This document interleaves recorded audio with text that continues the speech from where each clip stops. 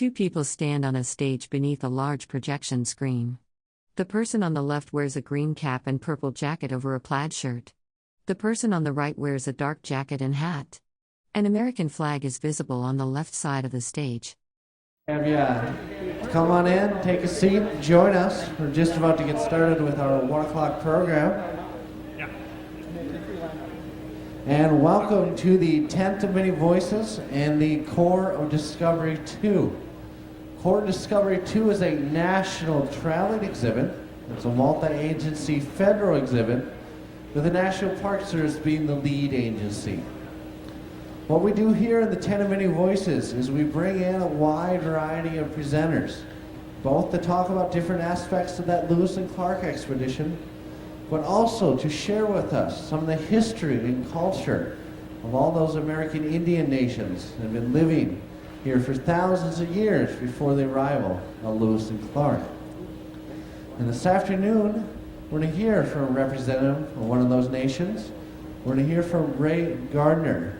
He is vice chairman of the Chinook Nation. And he's going to talk about the road to federal recognition. So let's please give him a warm welcome to the 10 of Many Voices.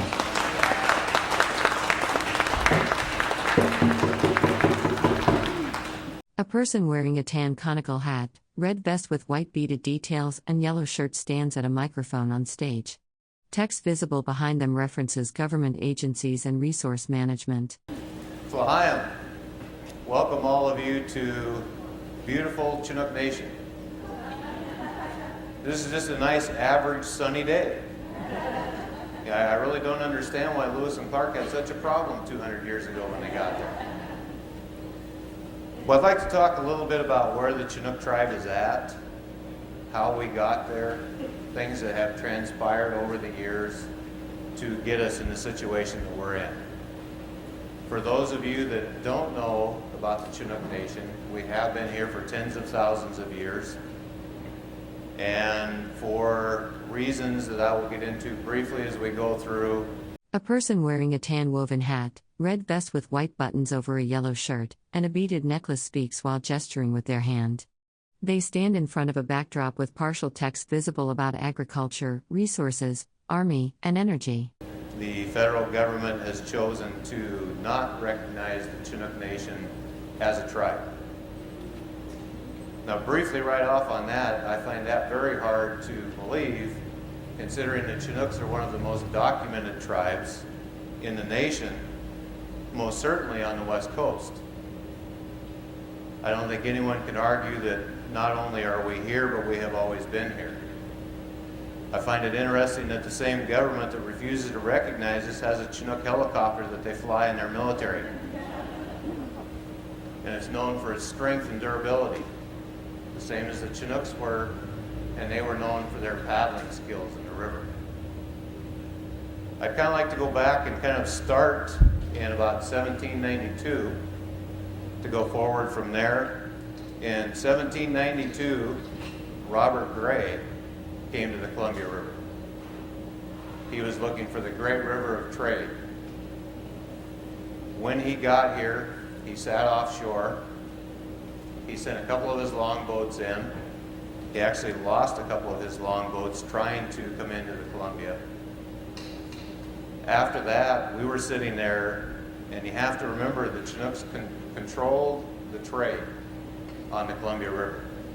Trade did not come into or out of the Columbia River without coming through the Chinook Nation.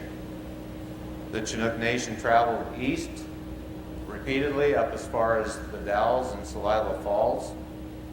We traveled up and down the coast into Canada and southern Alaska and down into about mid-California. We had a very well-established trade mechanism that we had in place. So when Robert Gray showed up, we saw an opportunity for trade.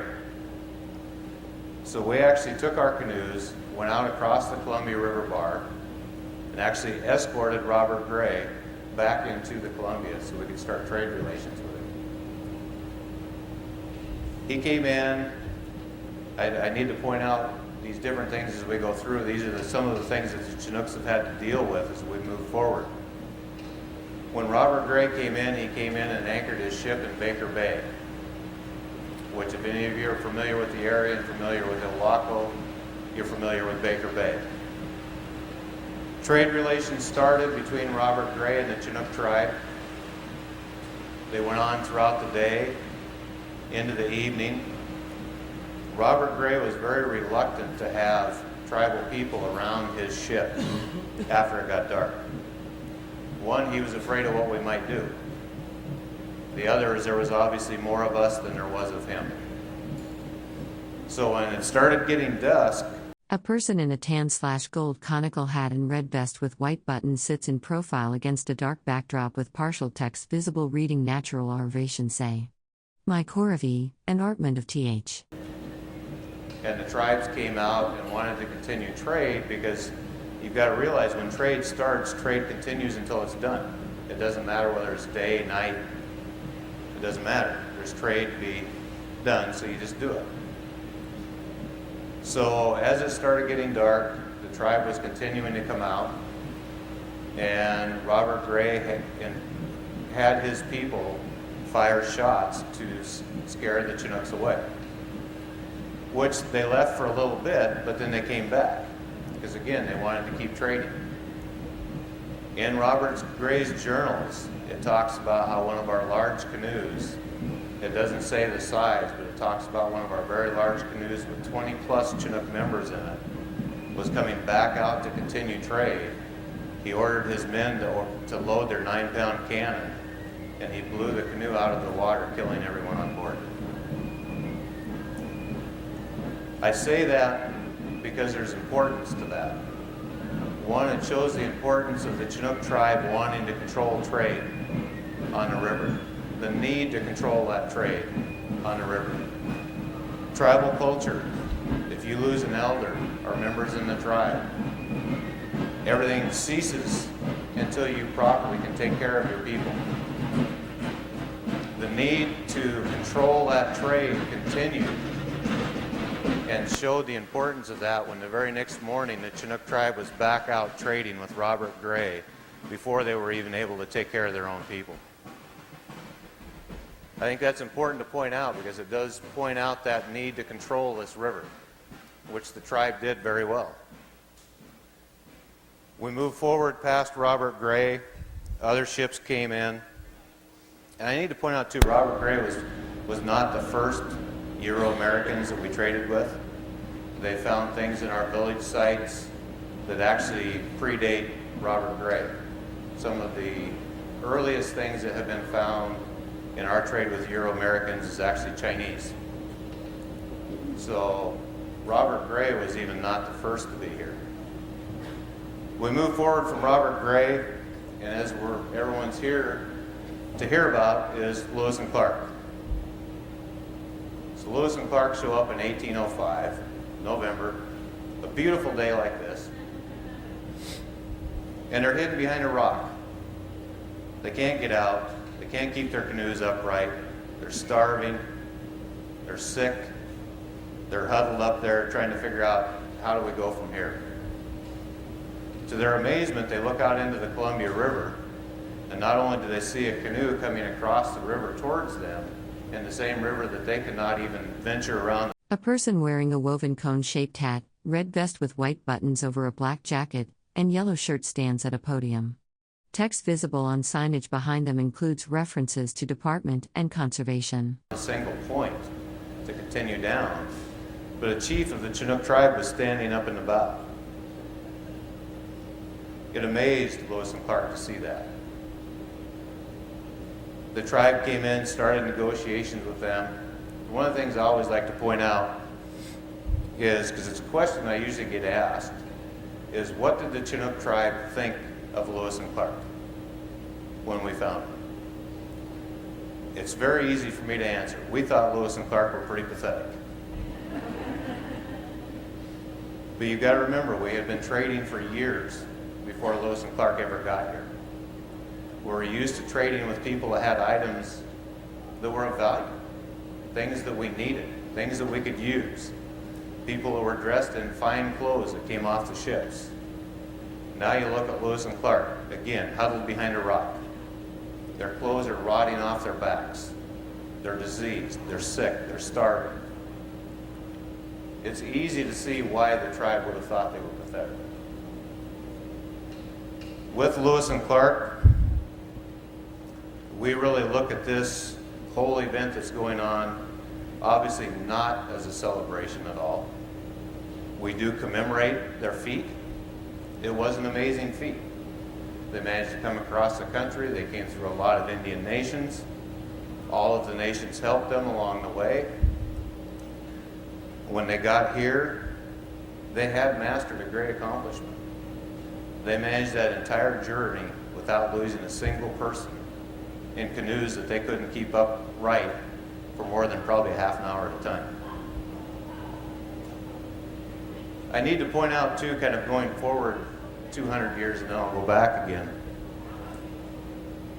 2002, the first group that was going to be working on portraying the journey of Lewis and Clark were coming down the river making their trial run so they could have some experience for when they got here this year. So the Chinook tribe heard that they were going to be coming down the river. So we thought, well, maybe we should capitalize on this a little bit. So we took one of our canoes and we tucked it into Chinook Cove, and we were sitting there waiting for these people to go by in the river. We had several of our elders there, and our whole purpose was basically, and I'll admit it, was to snub these people. A person stands on a stage wearing a tan woven hat, red vest with white buttons over a yellow shirt, and 2 medals on a yellow ribbon around their neck. Text visible in the background references departments and natural resources. They were portraying Lewis and Clark. In the first meeting we had with them, we offered them salmon. They turned that salmon down and they wanted to trade for our dogs. They didn't want to eat our salmon. That was one of the things that showed how negligent Lewis and Clark was of learning the cultures of the tribes that they were meeting. That was a huge honor we were bestowing on them to offer them salmon. So our intent when we were going to meet these people in 2002 was we were going to have our elders be on shore, we were going to come in with our canoe, gift our elders salmon, and just turn around and paddle away again. As we're sitting there waiting, one of our elders comes down to where the canoe is, and they tell us they're at Chinook Park. So we're asking them, well, how did they get to Chinook Park? We've been sitting here for hours. They said, well, they couldn't keep their canoes upright, so they trucked it in.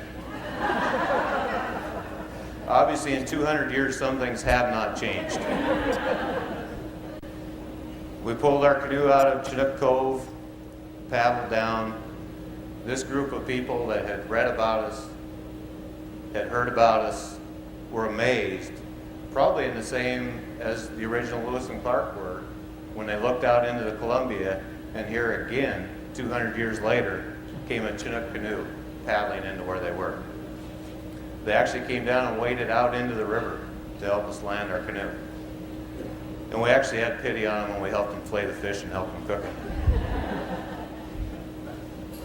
But if you go back to that obviously started some major changes in the Chinook Nation. How we dealt with outside people, how outside people influenced us, how disease became more rampant in the tribe. As more Euro-Americans came into our country, and I need to keep establishing that, it not only was our country, it still is our country. They brought disease, which decimated the Chinook Nation. I need to point out too, the Chinook Nation, for those of you that don't know, is comprised of 5 tribes. The Clatsop, the Cathlammets, the Wakaikums, the Wheelapaws, and the Lower Chinook. Those are the tribes that comprise the Chinook Nation. Those are the tribes that are all still here today, as we're speaking. So we move past Lewis and Clark coming here, and we start looking at how does the government treat the Chinook Nation?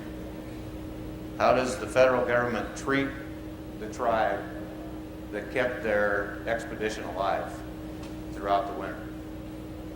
A person stands at a podium wearing a straw cone-shaped hat, a red vest with white buttons over a yellow shirt, and a beaded necklace. Text visible in the background references departments and programs. I don't think too many people could argue, had not the Chinooks found Lewis and Clark at Dismal Niche, had not the Chinook Nation fed Lewis and Clark, after Lewis and Clark had their boat to go across the river to the south side, had they not helped them build their fort, helped them get game so they could eat, there's a very high likelihood that that expedition would have failed right here at the mouth of the Columbia River and have never returned home. With disease, like I say, the tribe's numbers started getting smaller. We were getting scattered about more. People were starting to move us out of our homelands. That all comes down to trade. The same thing that we had controlled for thousands of years, the Euro-Americans now wanted. They also realized the importance of controlling the Columbia River and the trade on the Columbia River that came in and out of here.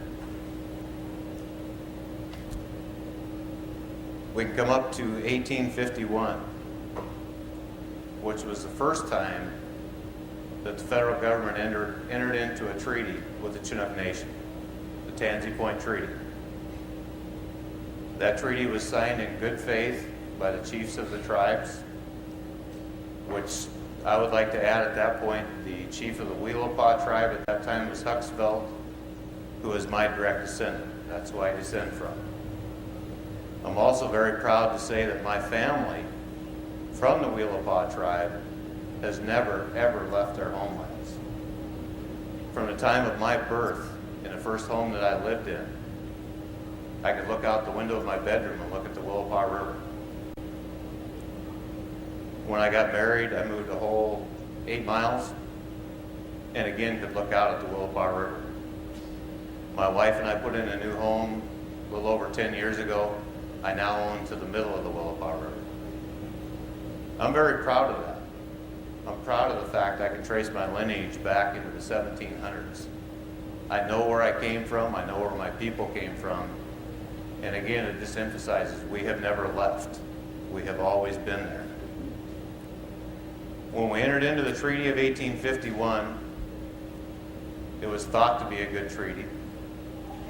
For some reason, Congress never ratified that treaty. So as far as the government's concerned, to this day, that treaty doesn't mean anything. In 1855, the government came back again to enter into a treaty with the Chinook Nation. In the negotiations on the Treaty of 1855, they wanted to A person wearing a straw hat, red vest with white buttons, and a yellow shirt stands on a stage. Text visible in the background references Natural R and Department of the A. relocate all of our people off of the Columbia River, off of the Weelapaw River, and move us all north to about where the Quinaults are. That was unacceptable to our people.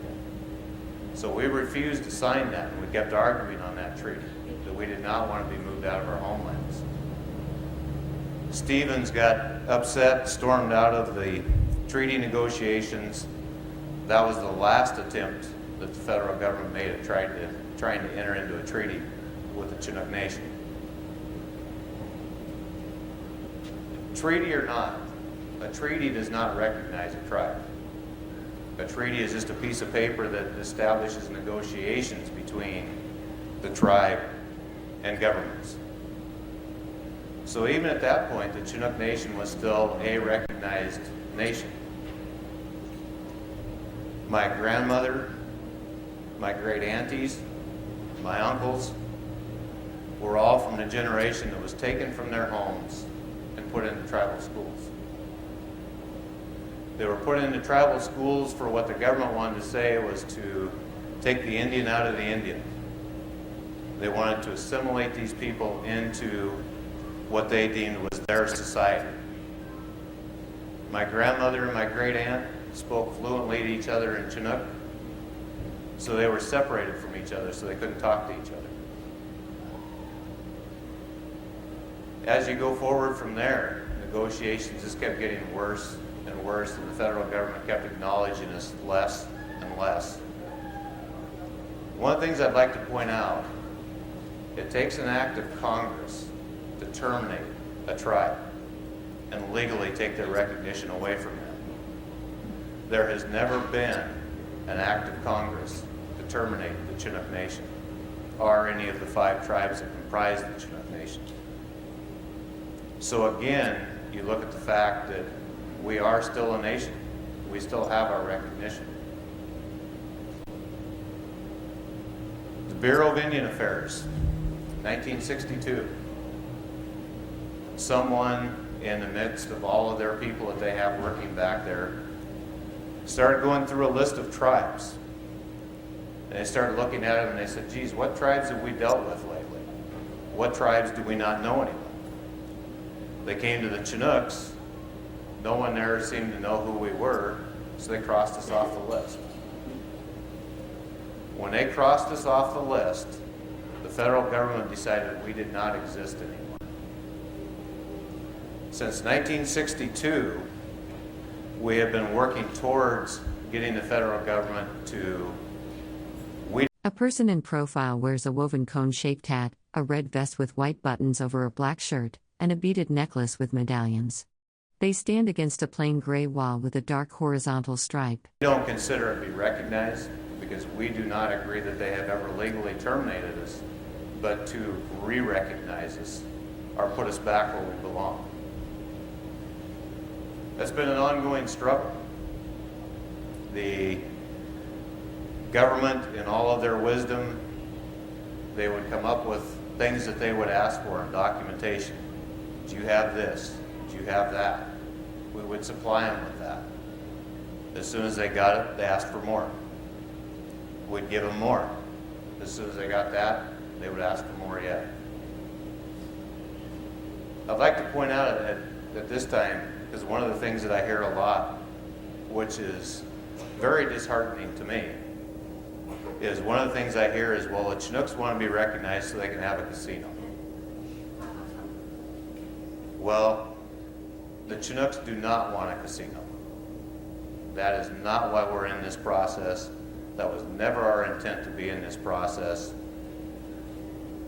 One of the things that I always like to point out to prove that point is several years ago, there was a gambling consortium from back east that came in, and I believe they offered us $1 million in our fight for recognition. If, when we got recognized, we would let them build a casino in our area. Now you've got to remember, the Chinook Nation, where the government cut off all relations with us, has struggled since 1962 and even before to even stay here. Our office is in an old schoolhouse down in Chinook, for those of you that know Chinook. We operate our office staff with grants that we get from small agencies, from having fundraisers, seafood dinners, garage sales, whatever we need to do to make enough money to keep our office open. So $1 million is a lot of money to a tribe that has nothing. And it was turned down by 99% of the people. I think that says a lot to say who we are and the fact that we're not a gaming tribe. The other thing I always like to point out is when we first started this process to get our recognition put back into place, there was not a casino anywhere in the United States. No tribes had even thought of one yet. We've been in this process continually ever since then. So I do need to point that out because I think that is an important element of who we are. Finally, January 2003. The federal government acknowledged that we had proved our case and that we should be put back on the Federal Register as a recognized tribe. It was a wonderful day. I mean, it was a huge day in the Chinook Nation.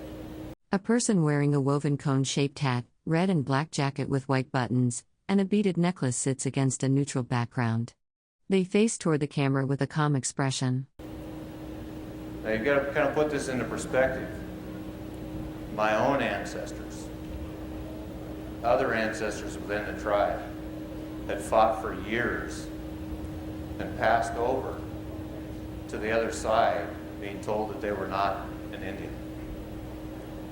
So that was a huge day that we could now stand there and say, the federal government has now acknowledged this and we're recognized again. The first council meeting we had after recognition was huge. It was a celebration. Everyone was just ecstatic. Most all of our council members at that time flew back to Washington, D.C. and were present when the recognition was signed. I'm sure they'll never forget that day. I mean, it was huge. Then it was appealed. Appealed by numerous entities that decided they didn't agree with that decision. Through the process of that appeal, it ended up in the appellate court. The appellate court upheld the decision that had been made to grant us our recognition. They did ask some questions, but nowhere in that decision that came down from the Court of Appeals did it say, after these questions are answered, we might entertain changing our decision. So their decision was final. They upheld the recognition. Again, the Bureau of Indian Affairs took those 8 questions as a way to open our case completely back up again. When they did that, there had been a change in leadership in D.C. It was reevaluated, relooked at, and while our chairman was back in Washington, D.C., at the invitation of George and Laura Bush, at a function at the White House, to kick off this whole event for Lewis and Clark, before he could get out of town, back onto the plane, he received a phone call. That phone call was to tell him that the government had overturned our recognition and taken it back away. A person wearing a woven cone-shaped hat, red jacket with white buttons, and yellow shirt stands in profile against a plain background. Text reading resources CO appears at the bottom of the frame. That was a horrible day for the Chinook Nation. We had now finally gotten to where we wanted to be and had it snatched back away again. We have continued with the process that we've been in. Unfortunately, with the Bureau of Indian Affairs, they tell us that as far as they're concerned, they're done dealing with us. That they have done what they need to do, they've made their decision, and that's final. We're in a process now where we have talked to members of the Senate, members of Congress, our state representatives, and we have asked all of these people to acknowledge us, to recognize us, to put a bill on the floor of Congress and the Senate, which by doing that, they could grant us our recognition, and it would be final. There would be no appeals, there would be no decisions, they could do it. There were several of us went back to Washington, D.C. to talk to members of the Senate and the Congress to try and get them to do just that. While we were back there, we worked on the language in the bill that would be submitted on the floor. The first bill that they offered to us while we were there, to me, was another huge insult from the federal government. They said, we'll grant you your recognition in name if you give up all of your rights. We won't let you fish. We won't let you hunt. We won't let you do anything that all other tribes in the nation are entitled to. But we'll at least let you put your name on the register and you can say you're a Chinook. That obviously was not acceptable to us. We argued adamantly while we were back there. We got a bill that we thought was appropriate. One that would grant us full recognition, as we should have, with every other First Nation in this country. Hunting and fishing rights with recognition of a tribe are not necessarily a given. But we had to keep those in that bill because that would be a fight for another day. Then we would have to establish through the courts that we were entitled to hunt and fish. But at least it would still give us the opportunity to fight that battle. So we were not willing to give that up. When we left Washington, D.C., we had pretty firm commitments from 4 senators, 17 members of Congress, that they would submit a bill on our behalf. Well, that's been 3 years ago, and there's been no bill. When I have talked to those people since that, A person in profile wears a conical woven hat and a black jacket with a red scarf. They sit indoors near a dark wall with yellow trim and partial text visible. that time, I hear everything from it's not a good time, to politically it doesn't make good sense, to it's election year, I don't have time. Well, we've been here for thousands of years. We can't outwait them if we have to. We haven't gone, we aren't going. I myself feel it is time for our government to step up, acknowledge the Chinook Nation, acknowledge us for who we are, what we've done, the fact that we are still here, and let us get on with our lives. We have things we want to do. We want to bring our culture back. We've been working very hard at that for the last probably 10 years or more. We brought ceremonies back that had not taken place for probably 80 to 90 years. We've got tribal canoes that people, if they're out there at the right time, would have the opportunity to see back in the Willapa, back in the Columbia. We're establishing our presence as it never has been before. One of the reasons for that as well is that the federal government says people in your area don't acknowledge you're there. Well, I haven't talked to anybody in our area that doesn't acknowledge we're here. But it's getting harder and harder for them to say that we don't exist and that the local community doesn't believe we're here. One of the things that just happened here recently, local people might have heard about it. If you weren't from the area, maybe you have, maybe you haven't. Station Camp was our middle village. That was one of our largest villages down here. We have been telling the federal government, state government for years the location of Middle Village. We've talked about the importance of Middle Village. We've repeatedly been told, you don't know what you're talking about. That wasn't there. That was further out there after the dams were put in and the river changed. That was washed out. Middle Village doesn't even exist anymore. They decided to put in a new park to commemorate Lewis and Clark, which was going to be at Station Camp. As they were doing the preliminary digging in the area, they dug into the corner of one of our plank houses. One of our plank houses that I might add were burnt down by Euro-Americans because when they came in, we were at one of our other camps they thought was abandoned. So they burnt down a village that consisted of 13 to 14 longhouses. Burnt the entire village to the ground. The plank house that they dug. A person stands in profile wearing a woven cone-shaped hat, a red vest with white buttons over a black long-sleeved shirt, and a beaded necklace with a pendant. Behind them is a plain wall with a horizontal dark stripe. Into had been burnt, but they knew what they had dug into. So they did studies all in the area. They came up with different artifacts, trade artifacts, different items, and then they started negotiating with the Chinook tribe and said, we would like to proceed with this. We want to work with the tribe. We want to honor the tribe. We realize that, geez, maybe you were right. Maybe you actually do know your own history. And this was Middle Village. Working with 6 state agencies, a couple of federal agencies, the tribe came to an agreement to move forward with the new national park at Station Camp. Part of that agreement was the park was actually changed from a Lewis and Clark Park to a Chinook Park.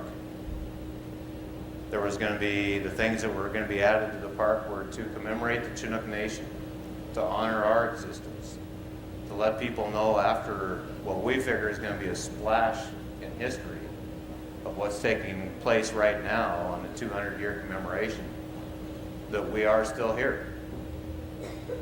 Unfortunately, as they moved forward with their project, they had a private contractor that veered off of the agreed location where digging was going to take place, and they dug right through the middle of one of our grave sites.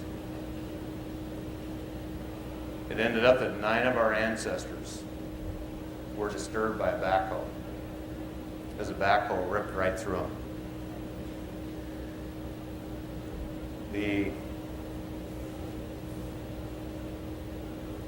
nation has worked very hard to honor these people. They are our ancestors and they need to be treated with respect. Excuse me. We have properly covered them back up, and we are now working to figure out what are we going to do to protect these people going forward. The real interesting part to me was some of the comments I got from other agencies is to, geez, maybe we made a mistake. Maybe the Chinook Nation was there. Well, had they listened to us for all these years that we've been telling them the exact same thing, we probably would not have our ancestors ripped to pieces by a backhoe. The way that tribes are perceived amazes me. There was a cartoon. A person wearing a woven cone-shaped hat, red and black vest with yellow lining, and beaded necklaces stands indoors against a plain background. They face slightly to the side with a serious expression. That was put in a local paper about the remains of our ancestors. In this cartoon, they had a person standing there with a shovel, and he hit bones. In the cartoon, the guy's saying, oh geez, just because we found a couple of bones, I guess we have to stop the project. Below the individual was a dog with a bone in his mouth. The dog's comment was, these bones ain't that old, I should have just moved them. To me, I cannot believe that as society has moved forward, that anyone could be so callous to print a cartoon like that in a paper about my ancestors. That astounds me. To this day, I can't believe that that newspaper allowed that to happen. But we're where we are. The Chinook Nation is a very proud nation. We're a very proud group of people. We know who we are. We know where we came from. We know where we want to get to, which was kind of the purpose of the title of this, Road to Recognition. We've been on this road for a long time. We aren't giving up on this quest to get our people established again. The things we want to do going forward, we want to totally revive our culture. We would like to see the days where there was longhouses on this river again, as we lived in the past. We would like to be able to help the county, the state, to build an infrastructure of business again in this area that would not only allow our people that have had to leave an opportunity to come home, to have jobs here. For our youth that are growing up, that they would have the ability to know that they have work here, that they can stay in their homeland with their people and not have to leave.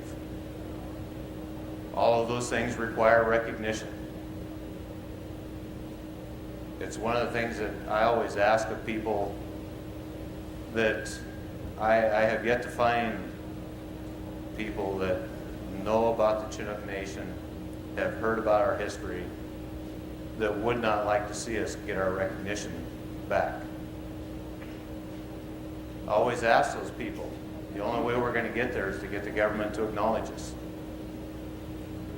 If every person would contact their state representative. A person wearing a woven cone-shaped hat, red and black jacket with yellow trim, and beaded necklaces sits indoors against a plain wall background. Representatives, their federal representatives, and start asking them, why are you not dealing with the Chinook Nation? Why are you not granting them their recognition? Then maybe the federal government would maybe wake up and say, hey, these people have been there. They're still there. We need to grant them what they deserve. In council meetings that we have, we talk about recognition a lot. It's obviously one of our main topics. It's obviously one of our main goals. As we sit in our council meetings, it's always interesting to talk about the news that's going on around the world. You talk about the wars that we're fighting for terrorism.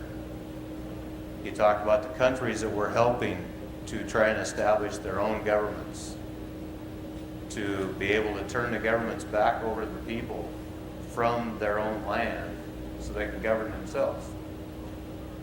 It's exactly what we're asking for.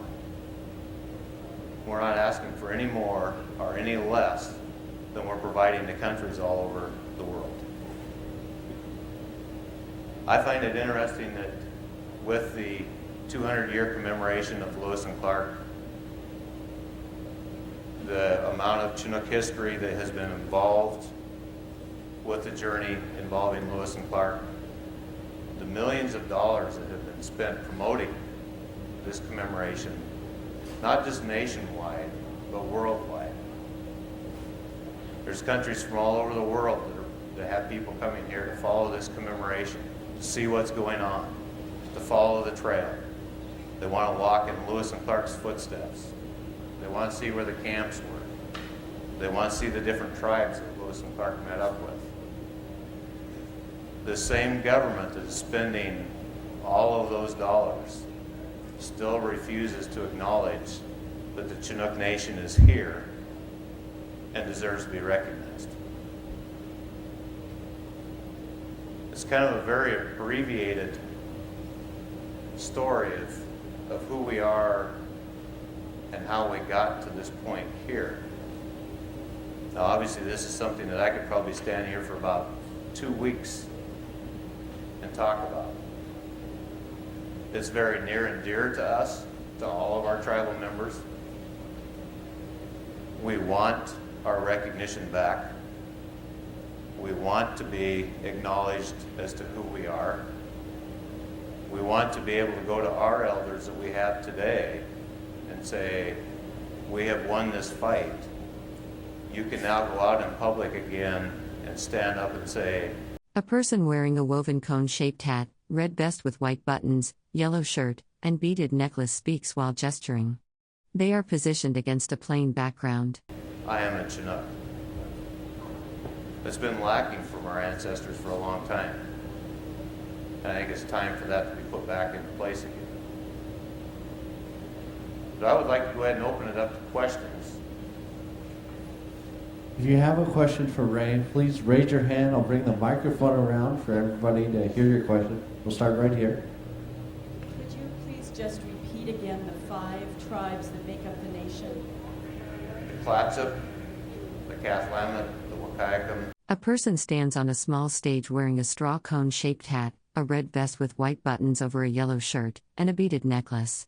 Text visible in the background references the Army, Energy, Interior, and other government agencies. The Willapa, and the Lower Chinook. I have a question about cultures coming together. This is a what-if question. If the Chinook people have been recognized as a nation with their own land and so on, when the Euro-Americans first really started coming into this country in groups, what technologies do you think the Chinook people would have adopted? And of those technologies, which ones do you think the Chinook people would have probably further developed as being useful to them? The Chinooks were always noted as being very industrious and being able to fine-tune their needs.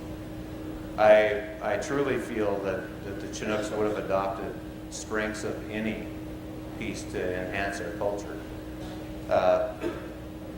Carving patterns. Obviously, we would have gone from stone adzes to modern day technology. So I don't think it would have changed our culture any. I think we would have just have adapted to make our culture easier. As far as land, in the quest for recognition, the Chinooks do want land back. The land that we're looking at is owned by either the federal government or the state of Washington and is on inhabited land. I've had questions from mayors of actually these two towns right here saying, if you get recognition, are you going to come back after these towns?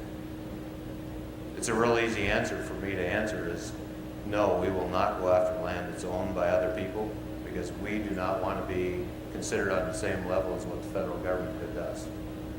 We won't go there.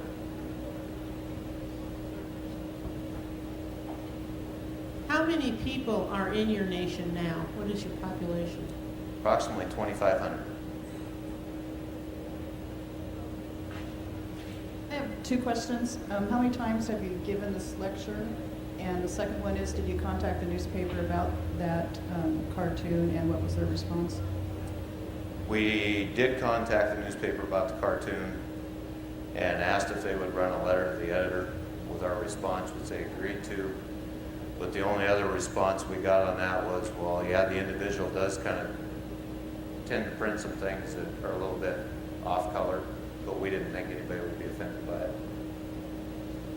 On how many times have I given this presentation? Not very many.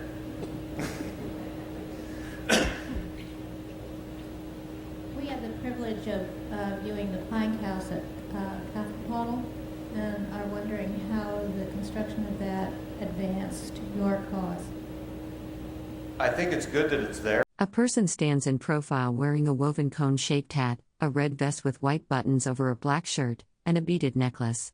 Behind them is a dark wooden plaque with gold lettering mentioning the U.S. Army Corps of Engineers. I think it does give us another avenue of people knowing we exist. If people have not had a chance to view the Plank House at Capitola, which is in Ridgefield, Washington, I would highly recommend going there and seeing it. It's a wonderful structure. It would be small comparative to what we would have had. The carvings that are in there would be more representative of a very large plank house, but we wanted to get as much in there as we possibly could to talk about the Chinook story. Plank houses are wonderful buildings, very functional. You could do anything in them. The plank houses were one of the first houses that were ever found by tribes or anyone that actually had basements for storage. We had storage areas under the floors. Multiple carvings, and did you get a chance to hear about the carvings? No. Okay, just kind of very briefly. The carving in the back of a plank house is to honor the owner of the house. That's a carving that represents him.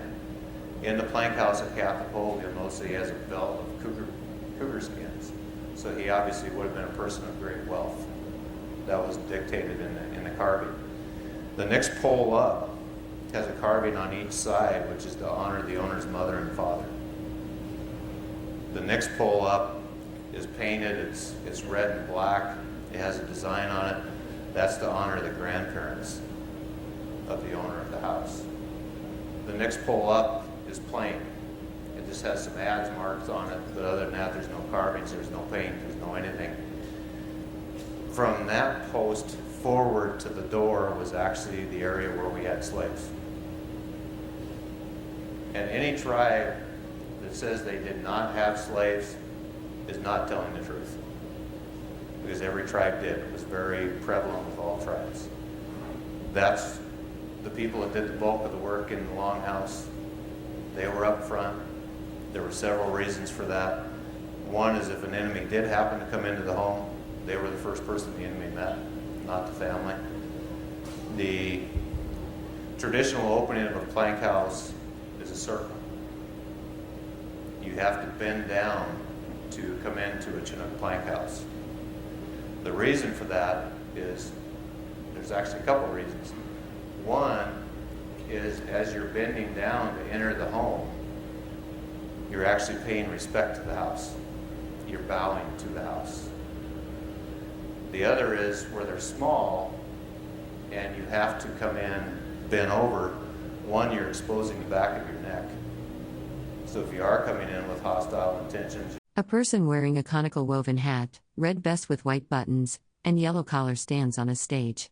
Behind them is a dark podium with partial text visible about a government department and Corps of Engineers. You're very vulnerable. And the fact it's small enough that when you're coming in, it's very hard to have a weapon ready to come through the door. So one of the things with the plank house that actually concerned the tribe when they entered into negotiations with us to have us help them build the plank house is that we're going to have it authentic. We want it the way it was. Well, obviously the row of bleachers that they put in for having classes was not traditional. The exit sign was not traditional. I thought it was very interesting at the grand opening of the plank house. They made us put in a second door right alongside of our traditional opening. They said people would not use our traditional opening. And it also doesn't count as a door as far as the federal government's concerned. So they made us put another door in right alongside of it. There was probably in that first 2 days of the opening of the plank house, there was probably 600 to 700 people came in and out of the plank house. While I was there, I saw 2 people use the record door. Obviously, people were able to figure out that that was the entrance to the house. Long question for your answer. Answer your question. A person wearing a straw conical hat, red vest with white buttons, and yellow shirt stands indoors. Text visible in the background mentions Army Corps of Engineers and Department of the. The person faces left. Okay, we have time, I think, for one more question, Ray. Yeah, as I looked at the maps a while ago showing the land as it existed when Lewis Clark came west, that whole expansive area and how it was developed on both sides of the rivers by individuals and corporations. I think the nation still owns the river, and you guys wanted to be into trade. Tax it. It's coming up and down the river all the time. We pretty much controlled that trade and both sides of the river. Like I say, if you go into the historic documents that document. A person wearing a woven cone-shaped hat, red vest with white buttons, and a yellow shirt stands at a podium. Text visible behind them references the U.S. Army Corps of Engineers and Department of the Interior. Where the Chinook Nation was, and as far as we're concerned still is, would be up the river on both sides, up to, like I say, Celilo Falls, and then south to Seaside and north to Black Grace Harbor. But trade was the whole emphasis of trying to take that over. All right, let's thank Ray, Vice Chairman of the Chinook Nation.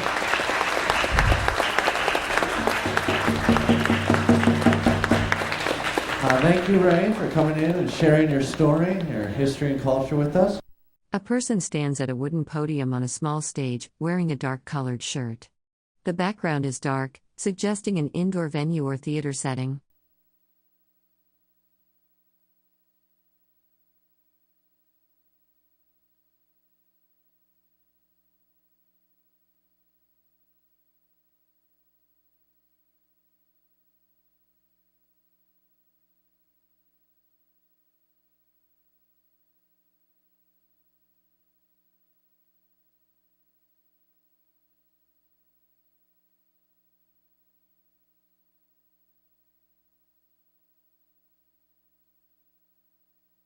A completely black or blank frame with no visible content, objects, people, or setting details discernible.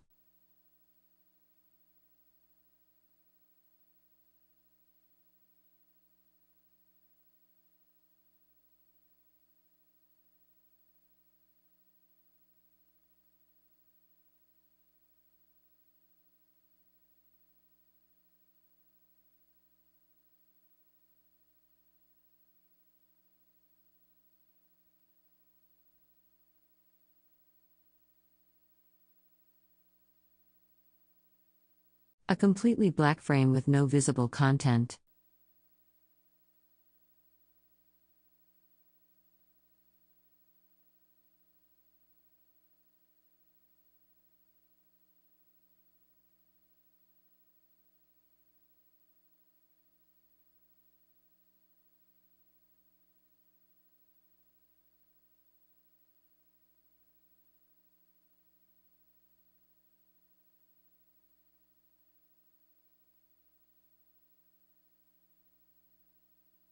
A completely black frame with no visible content or imagery.